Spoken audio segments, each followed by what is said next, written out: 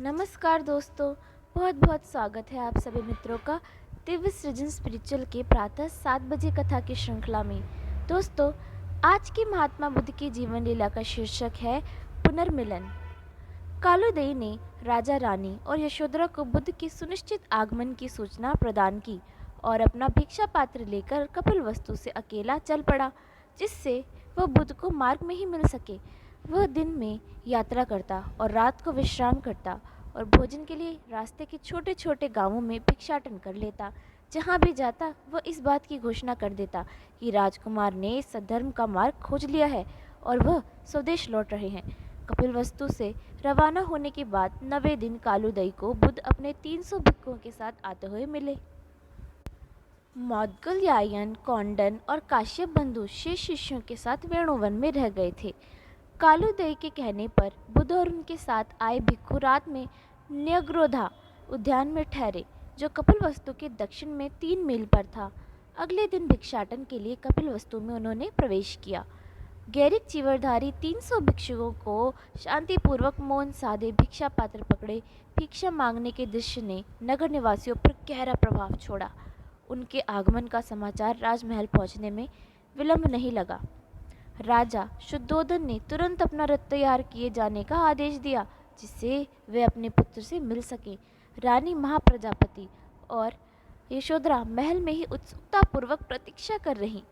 जब राजा का रथ नगर के पूर्व भाग में पहुंचा तो उन्हें भिक्षु दिखे। सारथी ने सिद्धार्थ को सबसे पहले पहचाना और कहा, स्वामी, वह रहे, देखिए, वह सबसे आगे चल रहे हैं और उनका चीवर अन्य भिक्षुओं के चीवर से कुछ अधिक लंबा है। ऐसा कहकर आश्चर्यचकित राजा ने पहचाना कि गैरिक चिवरधारी भिक्षु ही उनका पुत्र है। बुद्ध का मुख प्रभा मंडल और तेज से दमक रहा था। वह हाथ में भिक्षा पात्र पकड़े एक निर्धन के द्वार पर खड़े गए भिक्षा मांग रहे थे। राजा ने देखा कि उस निर्धन घर में चिथड़े चिथड़े वस्त्र पहने एक स्त्री द्वार पर आई और बुद्ध के भिक्षा पात्र में एक आलू डाल दिया। उस महिला के समक्ष बुद्ध ने सादर नमन किया और भिक्षा मांगने के लिए अगले द्वार की ओर चल पड़े। राजा का रथ उस स्थान से भी कुछ दूर ही था जहां बुद्ध भिक्षाटन कर रहे थे। राजा ने सारथी से रथ रोकने के लिए कहा और बुद्ध की ओर पैदल चल पड़े। उधर बुद्ध ने भी अपने पिता को आते हुए देखा। दोनों एक दूसरे की ओर बढ़ रहे थे। राजा जल्दी जल्दी चल रहे थे और बुद्ध शांत और सहज रूप से पग रखते हुए, सिद्धार्थ जी पिताजी। नागरमल ने आगे बढ़कर बुद्ध के हाथ का भिक्षा पात्र पकड़ लिया, जिससे बुद्ध अपने पिता का हाथ दोनों हाथों से पकड़ सके। राजा की झुर्रियां पड़े चेहरे पर आंसुओं की धार बह रही थी। बुद्ध प्रेम भरी दृष्टि से पिता को एकटक देखते रहे। राजा समझ चुके थे कि सिद्धार्थ अब युवराज नहीं है, वरन एक सम्मानित आध्यात्मिक गुरु हैं। वह सिद्धार्थ को भुजपाश में बांध लेना चाहते थे, किंतु वैसा करना उनको उपयुक्त नहीं लगा।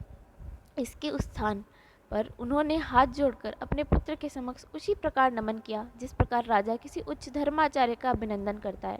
बुद्ध ने पास ही खड़े सारिपुत्र से कहा कि भिक्षुओं ने भिक्षाटन समाप्त कर लिया है, कृपया इनको न्यग्रोधा उद्यान ले जाओ।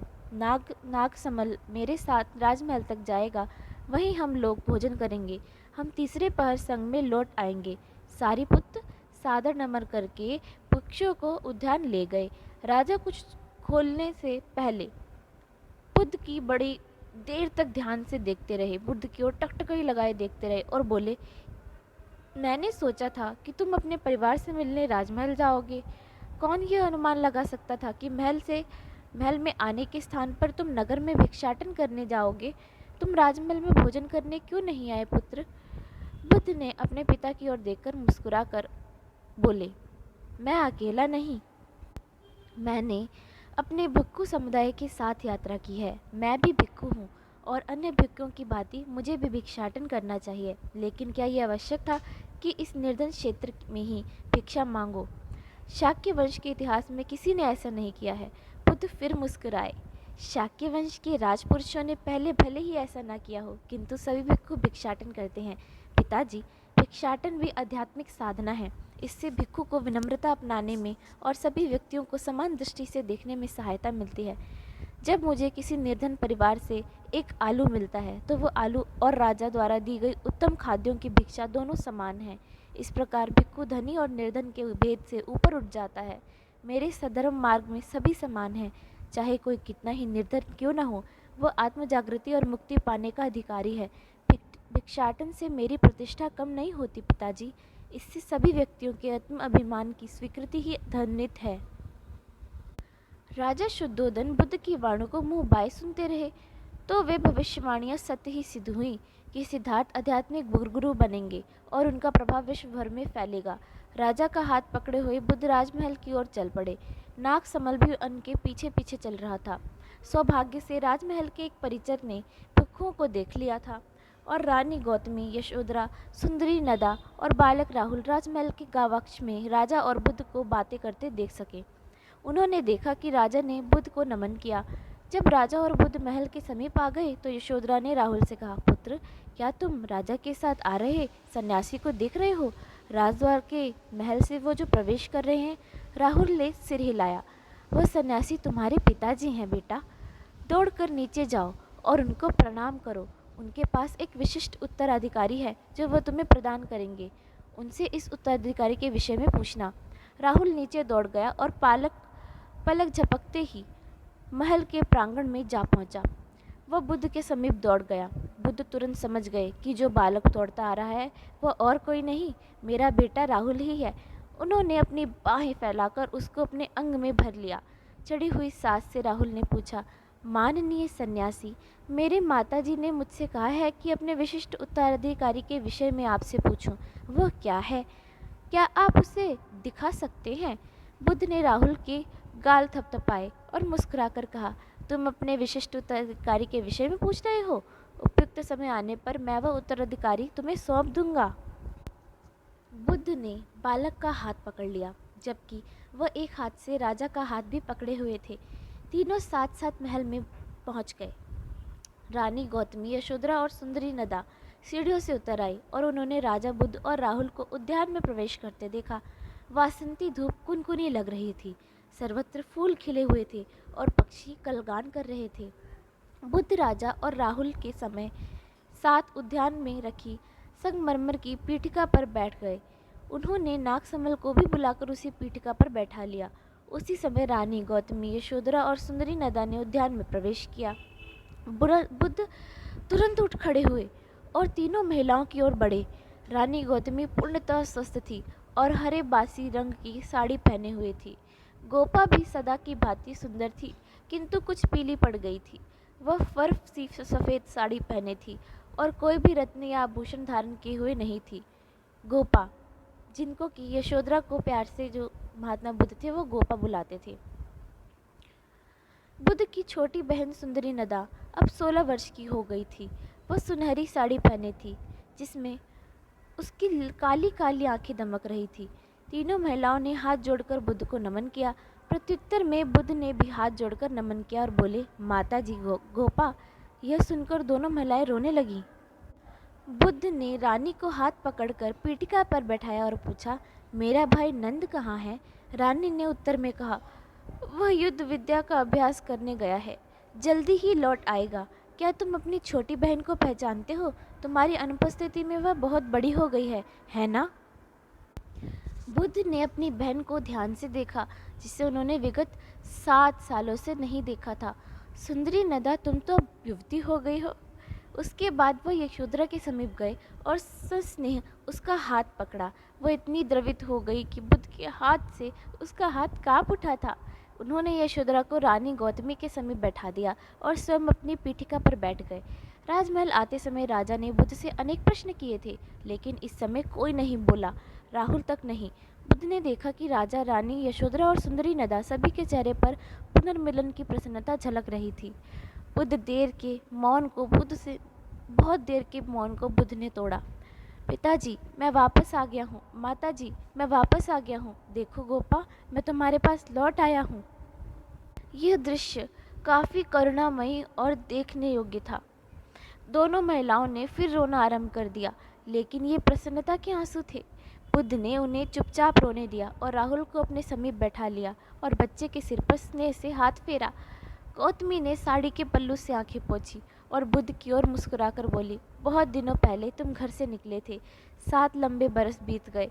क्या तुम जानते हो कि गोपा कितनी साहसी महिला है? माताजी, मैंने उसके साहस की गुरु गंभीरता को बहुत पहले से ही जान लिया था। आप और गोपा दोनों ही मेरी जानकारी के अनुसार सर्वाधिक साहस वाली महिलाएं हैं। आपने न केवल अपने पति को समझाया बुझाया और समर्थन दिया, अपितु आप सभी के लिए शक्ति और दृढ़ निश्चय का आदर्श रही हैं। मेरा सौभाग्य है कि आप दोनों का मेरे जीवन में गौरवपूर्ण स्थान रहा है। इससे सद्धर्म मार्ग पर चलने का मेरा कार्य सुगम हुआ है। यशोधरा ने केवल मुस्कुरा दिया, किंतु बोली कुछ नहीं। राजा ने कहा कि सद्धर्म का मार्ग खोजने के लिए तुमने जो शरीर पीड़न तप किया था, उसका कुछ वर्णन मुझसे किया था। जो कुछ तुमने मुझसे कहा था, क्या उसे दोहराओगे, जिससे अन्य लोग भी जान सुन सके और उनसे उसके आगे का हाल बताओगे? बुद्ध ने संक्षेप में सद्धर्म मार्ग की अपनी यात्रा का वर्णन किया। उन्होंने बताया कि पहाड़ पर उनकी भेंट राजा बिंबिसार से हुई थी। फिर उन्होंने अरुबेला गांव के निर्धन बच्चों की बातें बताई। उन्होंने अपने उन 5 मित्रों की भी बात बताई जिन्होंने उनके साथ शरीर पीड़न तप किया था। साथ ही यह भी बताया कि राजगृह में भिक्षुओं का कैसा शानदार स्वागत किया गया। सभी लोग बड़े ध्यान से बुद्ध की बातें सुन रहे थे। राहुल तक हिला नहीं था। बुद्ध की वाणी उत्साह और प्रेम भरी थी। उन्होंने घटनाओं को विस्तार पूर्वक नहीं बताया और शरीर पीड़न तप के समय ही चलू चर्चा की। उन्होंने अपने निकटतम संबंधियों के समक्ष ऐसी बातें ही की जिनसे उनके हृदयों में आत्म जागृति के बीज बोए जा सके और उसमें सहायता मिले। उद्यान से एक अनुचर ने गौतमी के कान में कुछ कहा, जिसका उन्होंने भी फुसफुसाकर उत्तर दिया। शीघ्र ही अनुचरों ने उद्यान में एक बड़ी मेज लगा दी। जब मेज पर भोज्य सामग्री लाकर रखी जा रही थी, तब भी नंद आ गया। बुद्ध ने प्रसन्नता से उसका अभिनंदन किया। नंद, जब मैं गया था तो तुम केवल 15 वर्ष के थे, किंतु अब तो तुम सजीले युवक बन गए हो। नंद मुस्कुरा दिया। इस पर रानी ने उसे डांटा। नंद, अपने बड़े भाई को समुचित रूप से प्रणाम करो। अब वह भिक्षु बन गए हैं, उन्हें हाथ जोड़कर नमन करो। नंद ने बुद्ध को नमन किया और प्रत्युत्तर में बुद्ध ने नंद को नमन किया। इसके बाद सभी भोजन की मेज की ओर बढ़े। बुद्ध ने नागसमल को अपने साथ बैठाया। एक सेविका ने जल लाकर सबके हाथ पैर धुलाए। राजा ने बुद्ध से पूछा, तुम्हारे भिक्षा पात्र में क्या भिक्षा मिली? मुझे तो एक आलू मिला था, किंतु नागसमल को कुछ भी नहीं मिला। राजा शुद्धोधन ने खड़े होकर कहा, कृपया मुझे इसमें से कुछ भोजन देने की अनुमति प्रदान कीजिए। यशोधरा ने थाली पकड़ी और राजा ने दोनों भिक्षुओं को भोजन परोसा। उन्होंने भिक्षुओं के भिक्षा पात्र में सफ़ेद चावल और स्वादिष्ट कढ़ी परोसी। बुद्ध और नागसमल ने मौन सजगता के साथ भोजन किया। अन्य भिक्षुओं ने भी ऐसे ही मौन रहकर। भोजन के बाद रानी गौतमी ने बुद्ध को संगमरमर की शिला पर बैठने के लिए फिर कहा। सभी लोग बुद्ध के अनुभव सुनने लगे। रानी गौतमी ने उनसे सबसे अधिक प्रश्न किए। राजा ने जब सुना कि बुद्ध वेणुवन में एक कुटिया में निवास करते हैं, तो उन्होंने प्रण किया कि वह भी न्यग्रोधा उद्यान में उसी प्रकार कुटिया अपने लिए बनवाएंगे। उन्होंने आशा प्रकट की कि वह सद्धर्म मार्ग की शिक्षा देने के लिए यहाँ कुछ महीने रुके। रानी गौतमी, यशोधरा, नंद और सुंदरी नदा सभी ने राजा के सुझाव का स्वागत किया।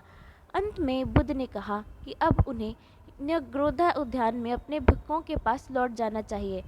राजा ने डरकर कहा कि मैं उसी प्रकार आपको तथा आपके भिक्षुओं को भोजन के लिए आमंत्रित करता हूँ, जिस प्रकार मगध में राजमहल में आप गए थे। इस अवसर पर मैं सभी राज परिवारों और सरकार के उच्च अधिकारियों को भी आमंत्रित करूंगा, जिससे वे भी आपकी सद्धर्म मार्ग की शिक्षाएं सुन सकें। बुद्ध ने कहा कि मैं प्रसन्नतापूर्वक यह निमंत्रण स्वीकार करता हूँ। बुद्ध ने तय किया कि यह सहभोज 7 दिन बाद होगा। यशोधरा ने बुद्ध और कालूदई को राजमहल के पूर्वी भाग में भोजन के लिए आमंत्रित किया। बुद्ध ने यह निमंत्रण भी स्वीकार कर लिया, किंतु कहा कि यदि यह निजी भोज रहा, राजा शुद्धोधन के सहभोज के बाद हो तो अच्छा ही होगा। राजा चाहते थे कि बुद्ध और नागसमल को एक वाहन में बैठाकर न्योग्रधा ध्यान तक भेजा जाए, किंतु इस प्रस्ताव को बुद्ध ने अस्वीकार करते हुए कहा कि मुझे यात्रा ही अधिक अच्छी लगती है, यानी पैदल चलना ही मुझे ज़्यादा पसंद है। समूचा राज परिवार दोनों भिक्षुओं को राज दरबार के बाहर तक छोड़ने आए। उन्होंने उनके सम्मान में हाथ जोड़े और दोनों भिक्षुओं को विदा किया।